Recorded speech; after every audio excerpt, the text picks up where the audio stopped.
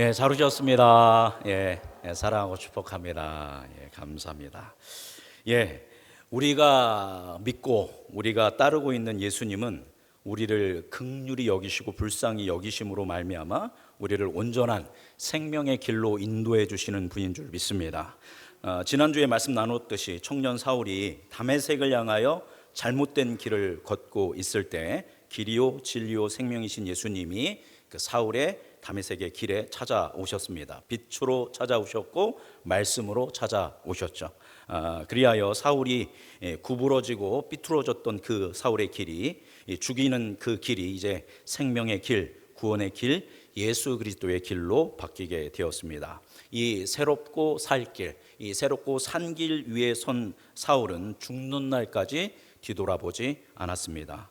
주님 뜻대로 살기로 결정했고, 이 세상 사람 날 몰라줘도 세상 등지고 오직 십자가를 바라보며 예수 그리스도를 바라보며 그 믿음의 길을 걸어갔다라는 것입니다. 그랬기에 지난주에 나눴던 것처럼 제자들의 손에 빌려 광주리에 매달려서 탈출을 감행할 수 있었던 겁니다. 사울의 성정상 그렇게 자존심 상할 일을 하지 않을 사람인데 오직 주님이 주신 소명과 사명을 바라봤기 때문에 사람들의 평가에 연연하지 않고 그렇게 또 탈출을 감행했던 것입니다. 사울은 다만 예수 그리스도의 길 위에 서서 예수 그리스도를 바라보며 예수 그리스도를 따라서 그 인생을 살아가는 사람이었습니다. 자, 그런데 오늘 본문 말씀을 보면 26절 말씀을 보면 사울이 다메섹에서 탈출한 다음에 어디로 왔다라고 26절에 기록하고 있습니까? 예루살렘으로 왔다라고 기록하고 있습니다. 그래서 이 25절과 26절만을 보면 그 다메섹에서 광주리 타고 내려와서 곧바로 어디로 간 것처럼 예루살렘으로 간 것처럼 그렇게 기록되어 있는데, 사실 25절과 26절 사이에는 3년이란 긴 공백의 시간이 있습니다. 여러분 꼭 기억해 주십시오. 그래서 다메섹에서 탈출하고 예루살렘으로 들어갈 때까지 몇 년이 걸렸다? 3년이 걸렸습니다. 그 3년의 그 절차가 다메섹에서 예수님을 만난 시점부터 어디였는지는 정확히 모르지만 다메섹에서 예루살렘으로 가는 그 사이 3년 동안 사울이 어디에 있었냐면 아라비아의 광야에서 3년의 시간을 보냅니다. 제가 읽어드리겠습니다. 갈라디아서 1장 17절에서 19절 보면 또 나보다 먼저 사도된 자들을 만나려고 예루살렘으로 가지 아니하고 아라비아로 갔다가 다시 다메섹으로 돌아왔노라. 그 후 3년 만에 내가 게바를 방문하려고 예루살렘에 올라가서 그와 함께 15일을 머무는 동안, 이렇게 이야기합니다. 예수님을 만난 다음에 몇 년을 3년 동안을 아라비아로 갔다가 다시 다메섹으로 돌아와서 이제 어디로 가는 거예요? 예루살렘으로 갔다라는 것입니다. 이 3년의 시간 동안 아라비아에서 어떤 학자들은 아마 거기에서 선교 활동을 했을 것이다 라고 보는 학자들도 있고, 어떤 이들은 그 3년의 기간 동안 예수님과의 깊은 교제를 나누면서 이후 선교의 사역을 준비하는 시간을 보냈을 것이다 라고 하는 학자들도 있습니다. 아무튼 사울은 이와 같이 3년의 기간을 보낸 후에 예루살렘의 사도들을 만나기 위해서 돌아오게 됩니다. 떠날 때는 어떻게 떠났어요? 내가 예수 믿는 사람들을 다 잡아서 박해하겠다고 떠났는데 이제 3년 만에 돌아올 때는 누구를 위한 사람이 되어서 예수 그리스도를 위한 사람이 되어서 돌아왔다라는 것입니다. 그러나 초대교회 입장에서는 사울은 기독교에서 가장 적대적이고 공격적인 인물이었습니다. 그런데 벼랑간 갑자기 이 사울이라는 박해자가 나타나서 자기가 누구를 만났다라는 거예요. 예수님을 만나고 내가 예수를 믿게 되었으니까 좀 뭐 하자, 만나자. 특히 사도들을 좀 만나고 싶다, 이렇게 이야기하는 겁니다. 굉장히 쉽지 않은 얘기죠. 사울이 내가 하나님을 만났다, 예수님을 만났다, 좀 만나자라고 했을 때 지도자들은, 사도들은 어떻게 반응했을까요? 우리 26절 읽어보겠습니다. 26절 읽어볼까요? 사울이 예루살렘에 가서 제자들을 사귀고자 하나 다 두려워하여 그가 제자됨을 믿지 아니하니. 자, 제자들이 그를 뭐 했대요?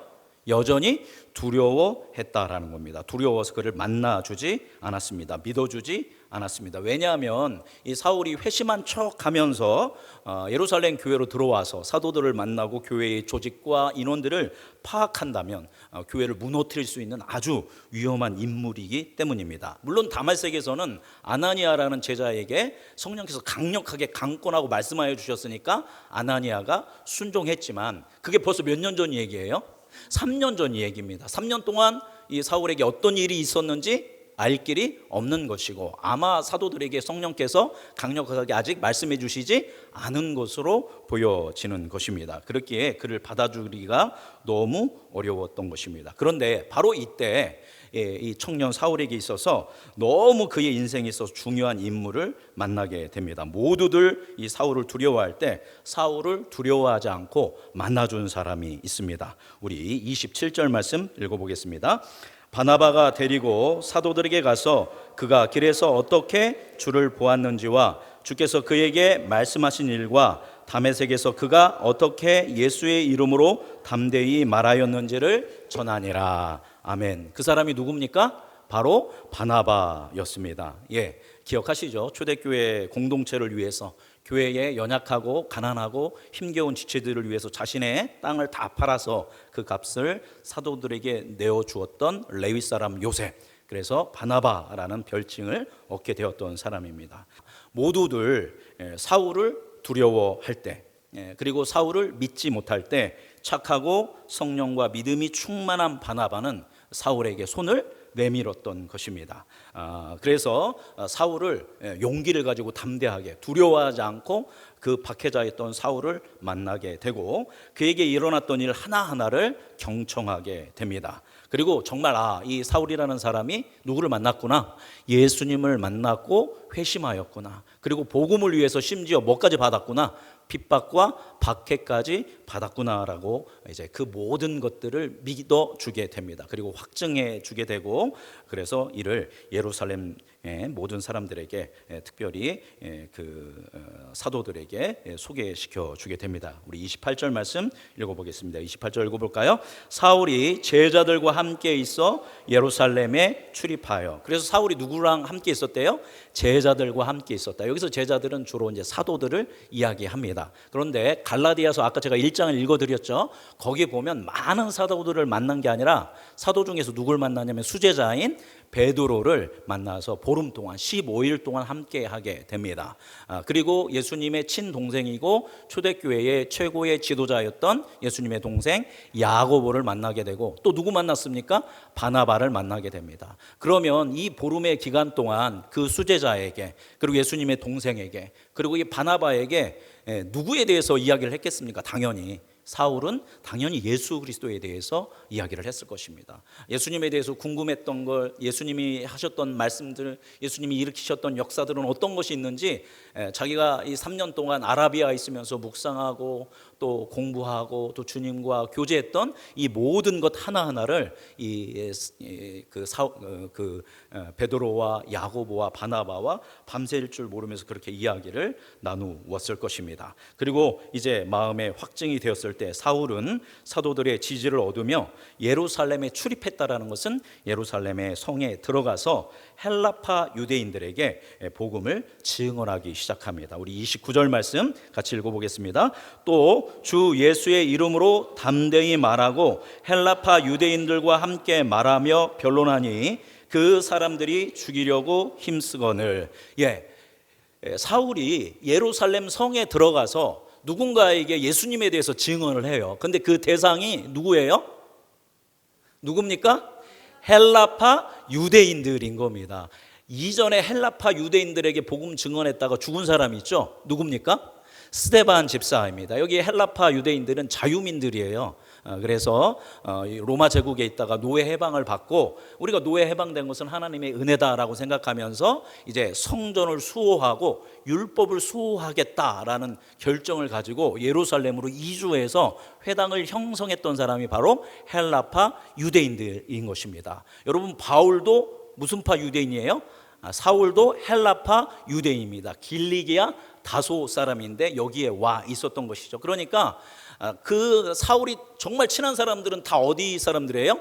헬라파 유대인들인 거예요. 그러니까 그들에게 가서 복음을 증언했습니다. 누구도 헬라파 유대인이었냐면 스데반 집사도 헬라파 유대인이었습니다. 그래서 그들에게 복음을 증언하다가 이제 순교를 스데반이 당했는데, 이번에 누구도 사울도 역시 헬라파 유대인들에게 복음을 증언하다가 이제 순교의 위기에 놓이게 됩니다. 그래서 이제 이 사람이 그 사실 헬라파 유대인들에게 스데반도 변절자이고 이제 배반자라 괘씸하고 그게 상처가 됐는데, 이번엔 누구까지? 정말 기독교를 초대교회를 가장 강력하게 박해했고 상징적인 인물이었습니다. 그래서 다메섹까지 예수 믿는 사람들을 잡으러 갔던 사람이 갑자기 뭐가 돼서 돌아온 거예요?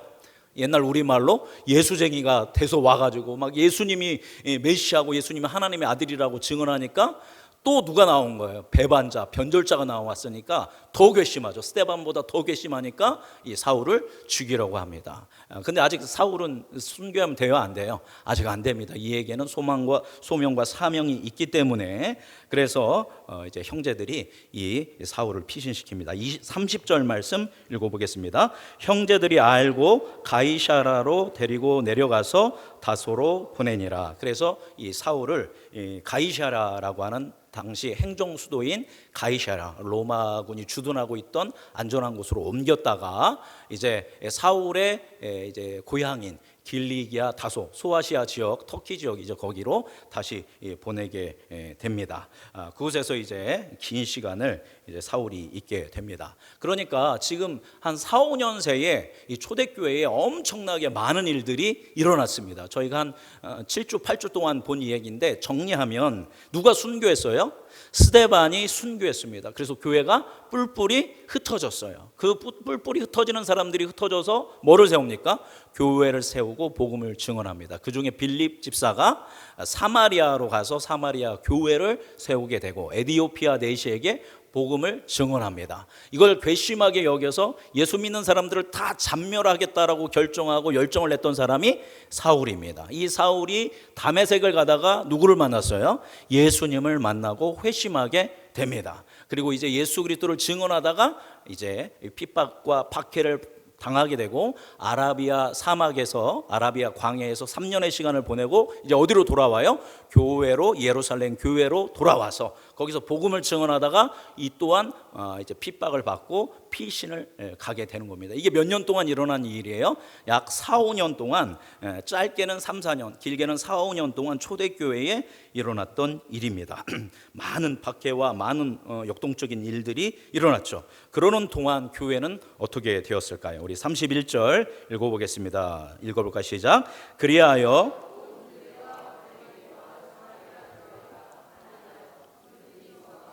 주를 경외함과 성령의 위로로 진행하여 수가 더 많아지니라. 아멘. 여러분, 스데반의 순교 이후에 교회는 아주 큰 위기를 겪는 듯 하였습니다. 그래서 교회가 이제는 끝나겠구나라고 하는 그 강한 핍박이 있었습니다. 그런데 31절 보니까 뭐하여? 그리하여라고 했죠. 원래 그 원어로는 그러는 동안입니다.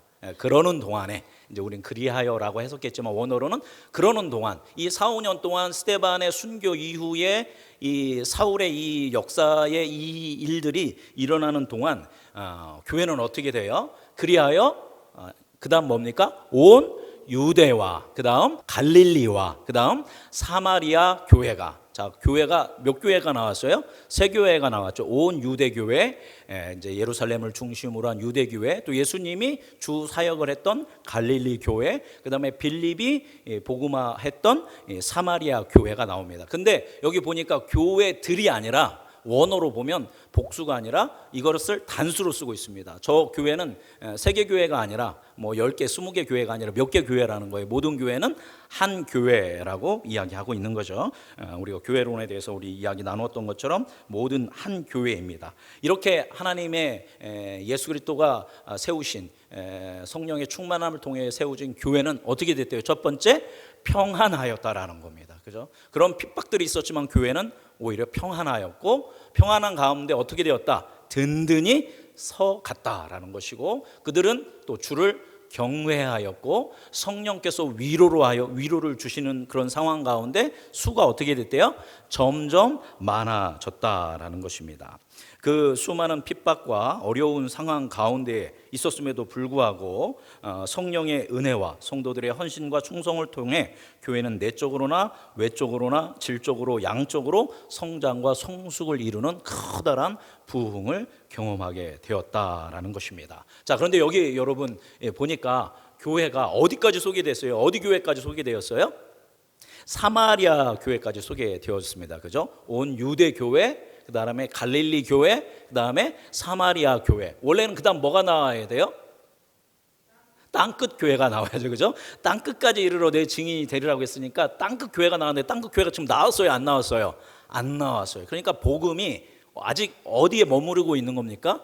이스라엘과 사마리아 지역의 옛 유다 왕국, 그죠? 이스라엘, 하나님이 세우셨던 하나님 나라, 거기에 머무르고 있는 겁니다.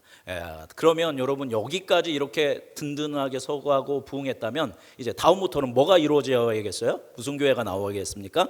땅끝까지 이방 교회가 어떻게 이루어지는지가 이제 다음 주부터 이제 나오게 됩니다. 그런데 복음이 땅끝까지 확장되는 데에 있어서 가장 중요한 역할을 한 사람이 누굽니까? 우리가 여태까지 회심의 이야기를 나누었던 누구? 사울입니다. 이제 사울을 나중에는 누구라고 부르게 되냐면 바울이라고 부르게 되는 것입니다. 자, 그런데 오늘까지의 말씀을 보면 사울을 누구도 사도라고 인정해요? 인정 안 해요? 아무도 사울을 사도라고 인정하지 않을 것입니다. 오히려 사울을 뭐라고 사람들은 볼까요? 박해자였다가 하나님의 은혜로 예수를 믿게 된 초신자, 그죠? 열정이 있는 믿음의 사람, 요 정도지 그를 사도라고 사람들이 인정해 주지 않았을 것입니다. 심지어 누구도 그랬을까요? 제가 생각하기에는 사울도 내가 정말 부르심을 받은 사도 맞아? 하는 그런 인식이 부족하지 않았을까 그렇게 생각합니다. 그러나 그가 결국은 우리가 잘 알듯이 이방인을 복음화시키는 위대한 이방인의 사도가 됩니다. 어떻게 그가 그렇게 위대한 사도가 될 수 있었을까요?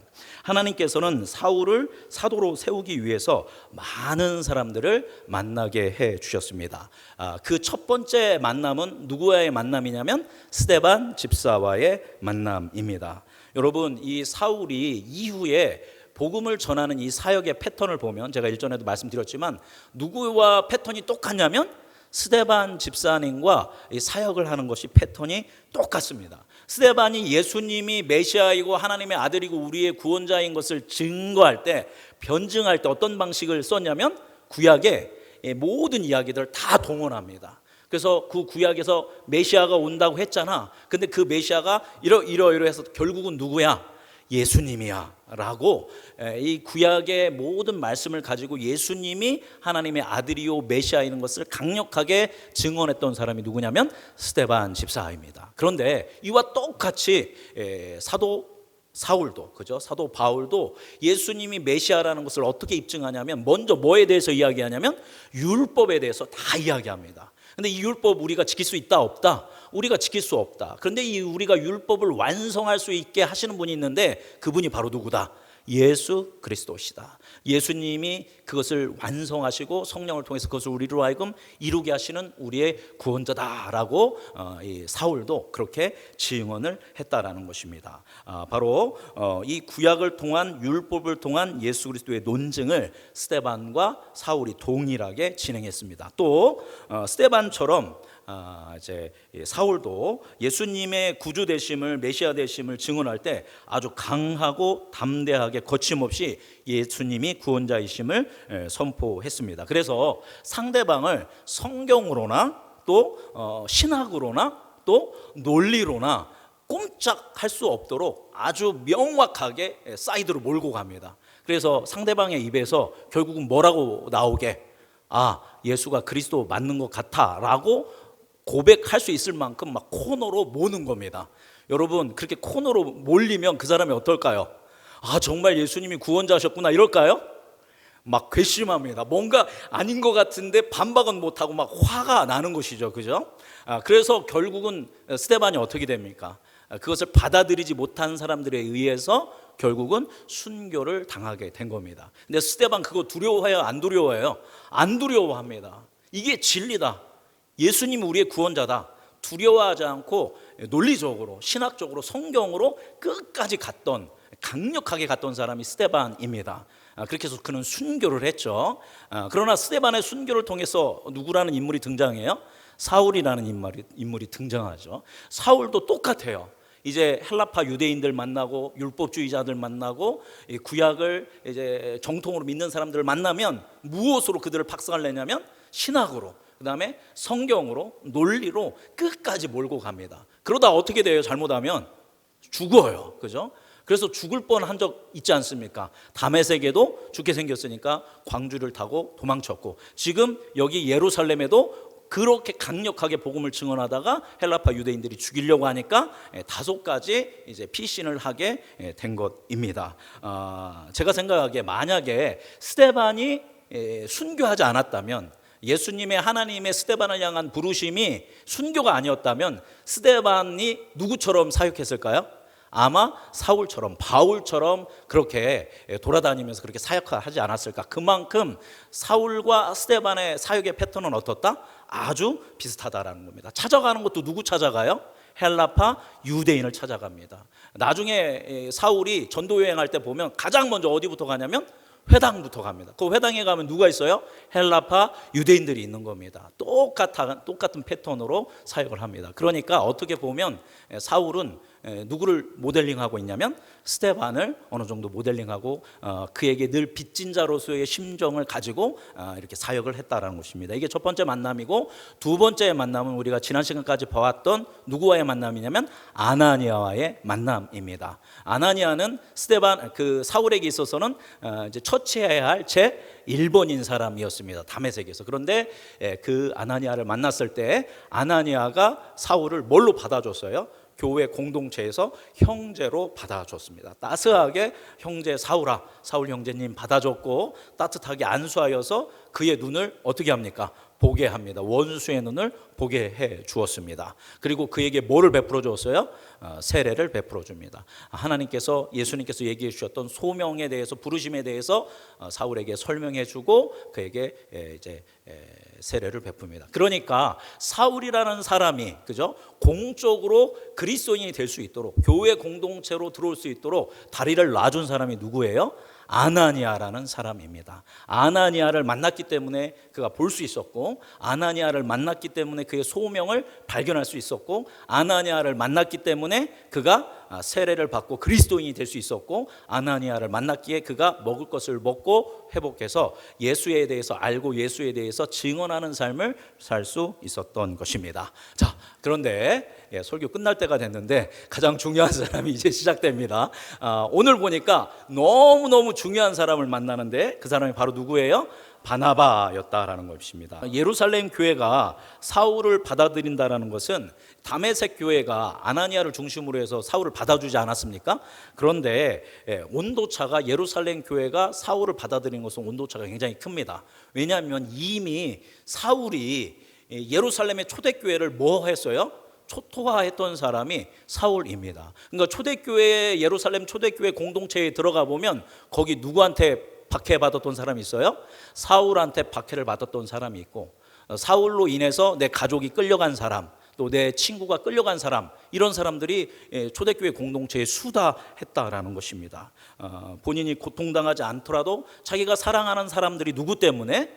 이 사울이라는 청년 때문에 고통을 당했는데, 그러한 사울이라는 존재를 교회가 받아들인다는 것은 더더욱 어려운 일이었다라는 것입니다. 그렇게 아무도 사울을 믿어주지 않을 때, 아무도 받아들이지 않을 때 사울을 만나주고 그의 이야기를 들어주고 믿어준 사람이 바로 누구예요?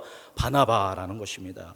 그 바나바라는 이름이 뜻이 위로의 아들 권위자라는 이름을 사도들에게 받은 이유가 있는 것이죠. 바나바는 초대교회의 신뢰와 존경을 받던 사람이었기 때문에 그런 그가 사울을 보증했기 때문에 초대교회가 사울을 뭐 할 수 있었던 거예요? 받아줄 수 있었던 겁니다. 그것도 대단하죠, 그죠? 이런 원수된 사울을, 내 가족을, 내 친구를, 나를 고통스럽게 했던 사울을, 심지어 죽게 했던 사울을 교회의 식구로, 형제로 받아들인다는 것은 쉽지 않은 일인데, 이 다리 놓는 일을 누가 한 거예요? 바나바가 한 것입니다. 바나바가 없었다면 사울은 어디로 들어올 수 없었어요? 교회 공동체 중심으로 들어올 수 없었다라는 것입니다. 여러분, 그런데 오늘 본문 말씀 보니까 그렇게 들어왔다가 이제 베드로도 만나고 또 야고보도 만나고 이렇게 해서 복음을 전하던 이 사울이 결국 어떻게 됐어요? 가이사라로 갔다가 가이사라에서 본인의 고향인 길리기아 다소로 가게 됩니다. 여러분, 다소로 가서 또 어떻게 지냈을까요? 제가 이것도 여러 번 설교한 적이 있는데 꼭 기억하십시오. 다소에서 몇 년을 있었냐면 최소 7년에서 길게는 10년의 기간을 보냅니다. 그냥 10년으로 얘기하겠습니다. 그래서 길리기아 다소로 들어가서 자기 고향으로 가서 10년 동안 집거하게 됩니다. 여러분, 이 사울이라는 청년이 예루살렘까지 올 때는 종교적 야망이 있었어요. 내가 가멜리알과 같은 성경교사가 되겠다, 당대 최고의 성경학자가 되게 돼서 인정을 받겠다, 그러한 믿음의 열정이 있었기 때문에 누구보다도 하나님에 대해서 열심을 냈고, 그래서 기독교인도 그렇게 박해했던 사람입니다. 그러니까 그의 내면 깊은 곳에는 뭐 하고 싶어요? 자신의 이름을 드러내고 정말 그것을 통하여 하나님께 영광 올려드리고 싶은 그러한 야망이 있는 사람인데, 이 사람이 어디로 돌아왔어요? 자기 고향으로 돌아왔습니다. 고향에 돌아와서 몇 년 동안 있었어요? 10년 동안 있었어요. 뭐 학자들은 거기서 전도했다라고 했는데, 전도했는데 뭐 시원치 않았던 것 같아요. 만약에 전도해서 거기에 부흥이 있었다면 당연히 성경에 기록되어 있을 건데, 그러지 않고 10년의 시간을 고향에서 보내게 됩니다. 아마 10년의 시간이 사울에게는 여러 가지 그것들을 다루는, 자기의 마음을 다루는 그런 시간이 되었을 거라고 봅니다. 여러분, 10년 동안 사라지면 여러분 기억 납니까, 안 납니까? 기억이 잘 나지 않죠, 그죠? 중요한 사람이면 몰라도 중요하지 않은 사람이 한 10년 정도 지나면 기억에서 잊혀지게 됩니다. 그러니까 사울이라는 청년은 한때 정말 기독교인들을 크게 박해하다가 갑자기 예수 믿고 몇 년 동안 없어져 버렸어요. 10년 동안 없어졌으니까 아마 예루살렘 교회에 사울이라는 청년을 기억하는 사람은 거의 없었을 것입니다. 그런 사람이 있었는지조차 10년의 시간이 지난다면 잃어버리게 될 겁니다. 그러니까 우리가 지금 이제 다음에 이제 사울 얘기가 이제 곧 있으면 나오게 될 건데, 오늘 얘기에서 그 우리 성경에는 사울이 나오는데 한 3장, 뭐 2장, 3장 지나면 사울이 나오지만 사실 시간적으로 보면 몇 년이 지난 거예요? 10년이 지난 겁니다. 그렇게 10년 동안 무명인으로서 누군가의 기억에서 잊혀지고 있을 때 사울을 기억한 사람이 있어요. 누가 사울을 기억했을까요? 오늘 나오고 있는 바나바입니다. 바나바가 안디옥에서 목회를 하는데 엄청난 부흥이 일어납니다. 혼자 목회를 할 수가 있어요, 없어요? 없어요. 그래서 누구와 함께 목회를 해야 하는가, 그가 기도할 때 생각난 사람 누구냐면 바로 사울이라는 청년입니다. 그래서 길리기아 다소에 있는 사울을 안디옥 교회로 불러들이게 됩니다. 그래서 바나바와 이 사울이 함께 안디옥 교회를 이제 목회하게 되고, 거기에 놀라운 위대한 그런 부흥들이 일어나게 됩니다. 그래서 바나바는 사울을 아무도 안 믿어줄 때 뭐 했어요? 믿어줬다라는 겁니다. 아무도 기억하지 못할 때 뭐 했어요? 기억하고 그를 불러줬다라는 겁니다. 그리고 1차 세계 전도 여행을 할 때, 여러분 1차 세계 전도 여행의 그 리더는 누구냐면 사울이 아니라 바나바입니다. 바나바가 누구를 데리고 간 거예요? 사울을 데리고 간 겁니다. 물론 성령이 함께 말씀하셨지만 사울을 데리고 갑니다. 이후로도 바나바는 계속 사울을 지지하고 사울을 후원하고 사울과 함께 동역하는 일들을 바나바가 이루어 갔다라는 것입니다. 이와 같이 바나바가 사울을 믿어줬고 기억해줬고 지지해줬고 후원해 주었기 때문에 이후에 사도 바울이라는 위대한 그 사도가 교회가 등장할 수 있었다라는 것입니다. 그래서 하나님께서는 그렇게 누구를 통해서, 스데반을 통해서, 아나니아를 통해서, 바나바를 통해서 사울을 위대한 그 사도로 세워가는 것을 볼 수 있습니다. 바로 이것이 우리 하나님께서, 우리 성령께서 일하시는 방법인 줄 믿습니다. 누군가를 세울 때는, 누군가를 통해서 큰 일을 할 때는 반드시 누구를 보내신다라는 거예요? 사람을 보내시고 사람을 만나게 하셔서 그들을 통하여서 이런 위대한 사람으로 만들어가는 것이 하나님의 방법입니다. 예, 말씀 정리하겠습니다. 여러분, 누가 훌륭한 성도를 만들까요? 누가 여러분을 정말 하나님이 기뻐하는 거룩한 하나님의 제자로 만들까요? 당연히 성령께서, 하나님께서 하시죠. 그러나 여러분이 훌륭한 성도가 되기 위해서는 목회자를 통해서, 또 믿음의 여러분의 선배님들을 통해서, 그리고 믿음의 동역자들을 통해서 여러분은 훌륭한 성도로 만들어지는 줄 믿습니다. 여러분, 누가 훌륭한 목사를, 훌륭한 목회자를 누가 만듭니까? 제가, 물론 성령이 만드시지만 제가 열심히 금식하고 막 성경을 백독하고 한다고 제가 훌륭한 목사가 될까요? 훌륭한 목회자가 만들어지기 위해서는 누가 있어야 돼요? 그를 지지하고 후원하고 함께하는 훌륭한 성도들이 있어야 한다라는 겁니다. 하나님께서 훌륭한 교회는 어떻게 만드시냐? 막 갑자기 성령의 불을 내려가지고 아무것도 없이 갑자기 훌륭한 교회가 되는 게 아닙니다. 아무도 믿어주지 않을 때, 아무로 기억하여 주지 않을 때 우리가 서로를 믿어주고 서로를 기억해주고 그렇게 하면서 서로 후원하고 지지할 때에 우리 가운데에서 위대한 하나님의 사람들이 여기저기에서 일어나게 될 줄 믿습니다. 따라서 우리 음성중앙교회 성도님들이 오늘 말씀을 기억하면서 아무도 믿어주지 않을 때, 아무도 기억해주지 않을 때 여러분이 누군가에게 스데반이 되어주고, 누군가에게 아나니아가 되어주고, 누군가에게 바나바가 되어주는 여러분이 되시기를 주님의 이름으로 축원합니다. 왜 그럽니까? 왜 우리는 그래야 해야 합니까? 아무도 우리를 믿어주지 않을 때, 아무도 우리를 기억해주지 않을 때 우리를 믿어주고 우리를 기억해주시고 우리를 불러주시고 우리를 구원해 주시는 분이 있습니다. 그분이 누구예요? 우리 주 예수 그리스도인 줄 믿습니다. 그렇게 기억되어지고 불림을 받고 그렇게 믿음을 우리가 하나님께 받아서, 예수님께 받아서 구원받았다라면 우리도 바로 그 예수 그리스도의 길을 따라서, 사람들이 보기에는 제가 무슨 교회를 믿어, 저 사람이 무슨 훌륭한 목사가 되고 교회 지도자가 돼, 이게 아니라 세상 속에서 보면 술을 마시고 담배를 피고 마치 삶이 막 개차반이고 마치 교회를 박해해서 저 사람은 절대 예수 믿을 사람이 아니야 라고 하는 사람, 그래서 아주 그 사람을 그냥 도외시하고 모른 체 한 게 아니라 그 사람을 모하고 그래도 저 사람이 예수 믿을 수 있어, 저 사람을 향한 하나님의 계획이 있을 거야, 저 사람이 위대한 하나님의 사람이 될 거야, 집사로서, 권사로서, 장로로서, 목사로서 하나님의 뜻에 합한 사람으로 쓰임 받을 거야. 누가 믿어줘야 하는 거예요? 내가 믿어주고 내가 지지하고 기도해주고 그렇게 불신자에게 다가가고 연약한 지체들을 다가갈 때 우리 한 사람 한 사람이 서로가 서로를 함께 할 때 우리 교회에 바로 사도 바울과 같은, 그리고 정말 믿음의 자리, 일상 속에서 하나님께 위대하게 쓰임받는 그리스도인들이 이 자리에서 많아질 것이고, 그러한 우리 교회는 하나님의 위대한 교회로서 이 세대에 쓰임받을 수 있는 줄 믿습니다. 자, 그러기 위해서 누가 믿어주고 누가 기억해줘야 한다? 그죠? 내가 우리 주위에 있는 믿지 않는 사람들, 그리고 우리 믿는 사람들, 우리 서로를 그렇게 믿어주고 기억해주고 지지해주고 응원해 줌으로 초대교회 부흥의 역사가 일어났던 것처럼 우리 안에서도, 이 지역에도 그런 역사가 일어나기를 주님의 이름으로 소망합니다. 기도하겠습니다. 살아계신 주님,